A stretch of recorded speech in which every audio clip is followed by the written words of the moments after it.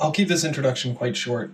There'll be a painfully extended introduction and explanation at the beginning of the Day 9 video, which will come out next. This will be the road rambling from Day 9, and I hope you guys enjoy it, but suffice it to say, I lost a lot of footage from this day, so I apologize in advance for you only being able to look at my helmeted mug. I'll sprinkle in a couple of other clips that I had from various times. Sadly, it was not when I was actually recording this audio, so just, artistic license, let's say. Enjoy.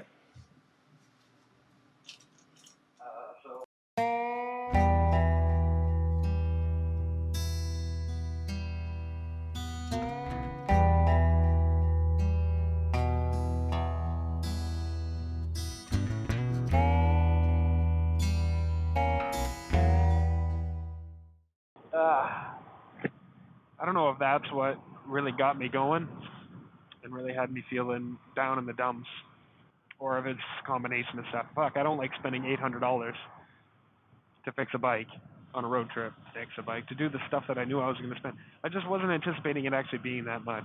I could not talk those guys down. Not for my life. I mean, I did a few times.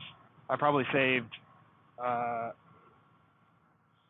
70, 80 bucks in labor that he was going to charge me to do stuff. Because I just kept saying, like, look, I can't afford it. I'll do it on the road myself. Oh, why are you going to do that? The bike's in here already. Well, I know, but you're going to charge me too much money. I don't want to pay that when I have all the tools and I can do it myself. I'm competent enough to do it. Like that's the whole point. And me bringing all the tools and stuff like that.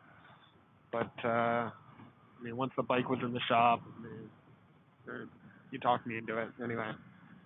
So for an extra 30 bucks in labor instead of an extra 100 bucks in labor, because he's gonna charge me 50 bucks to put the sprocket on and 50 bucks to put the chain on.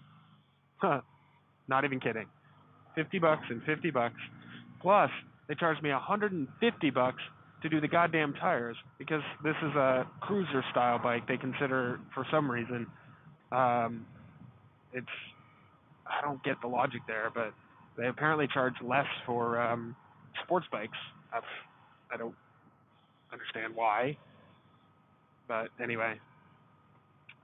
So about 180 bucks in labor plus the cost of the tires, and then 50 bucks for a sprocket and 50 bucks for a chain. So it's just like it adds up quick, you know. I still have to do an oil change when I get to South Carolina, but on a positive note, that's kind of why I got to buy myself another day here. Is I wasn't sure, I hadn't called, so chances are I could have worked it all out when I got there anyway. But to South Carolina, but I hadn't called to see that they actually stocked the tires that I would need, or if I would have had to wait for them to order them in. Either way, I would not have wanted to get all the way there on that chain and sprocket, and optimally not on those tires, especially with the inclement weather that was coming. In the end, it was good, and this is what I mean. It's like I don't like spending that kind of money, but to be honest, this is a good thing. Now I'm very confident in my ability to get back to Canada on all the equipment that's here on the bike. So, aside from one more oil change in South Carolina, I have no obligatory maintenance that should come up that I'm expecting to come up. It's all done and taken care of. I don't need to take some more time out of the day at some point to do the work. That said, I am very much understanding why people take drive shaft bikes on really, really big road trips now. And you make sure that thing's in good condition before you leave and you don't have the same issues, you know. I was talking to the guys at the shop. I love how these are sideways. I wonder if it was like deluges, water that came in, pushed them over or something. Because the river's just over the embankment there. I walked up to see it earlier, and the only place that I could find, everywhere I look around here, there's little like private property, do not trespass signs going up the little things up on the levee. So I wasn't sure if I was allowed to go up there, but I finally found somewhere that was clearly made for you to walk up it.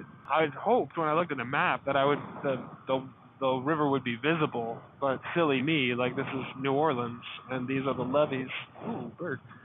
These are the levees that exist to try and prevent the floodwaters from inundating the entire fucking city. So, of course, I'm not going to be able to see the river from here. As you can see, there's some more terrible weather that way. I just so happen to be in relatively nice weather right now, which is unusual, I suppose. I'm not sure how much it's picking up, but my southern accent and drawl is coming back just a little bit. It happens so easily once I'm inundated by a bunch of southerners. Now here, they don't have the same southern accent as what I'm used to myself. South Carolina has its own, every area has its own little kind of dialect of the southern accent and the southern drawl. Louisiana has a very, well, they call it a Creole, kind of like a French influence on it, mainly because this entire area was settled by the French originally. I forgot what I was saying. Oh, so you guys might be hearing that, and it's really, honest to God, it's not something that I'm putting on. I'm really not trying to do it. It's just, I lived down south for so long that once you start, once your mirror neurons start firing off because everyone around you is speaking with a southern accent, it just kind of happens, and I can't fight it. There's no sense in fighting it, because it just takes too long to think about how I want to say things if I want to make sure that I don't sound like I have a southern accent. See, I can definitely do it, and it goes away when I'm consciously thinking about it, but I also have to speak more slowly. As soon as I start speaking kind of at my normal cadence, the accent just comes flooding in. Anyway, I hear it. Other people might not hear it as much, and if that's the case, awesome. Anyways, so this is apparently New Orleans, and I feel like I'm on a fucking highway. What's with that, New Orleans? I thought you guys had a city somewhere. I'm apparently driving right towards it, but I don't see no city. That's the other thing. I do gotta find out from some people that know better than me why exactly I'm going through oil at such a ridiculous rate, because it seems ludicrous how quickly I'm going through it. Maybe I'm wrong. Maybe I'm supposed to go through oil that fast when I'm running the bike for that long every day. Maybe I'm just used to the bike never getting so hot and overused that it burns off its own oil, whereas when I run for as long as I'm doing it, I must be actually burning through oil. I also don't remember this being an issue last year. That's that, and again, thank you everybody for being just such fucking brilliant, wonderful people and supporting me in the way that you have. Pretty incredible. Well, I just wanted to take the opportunity to thank everybody for encouraging words and offers of help, all kinds of stuff. I just had a particularly rough day today on the trip, but you just got to remind yourself every once in a while that on these trips, not everything is going to go perfect.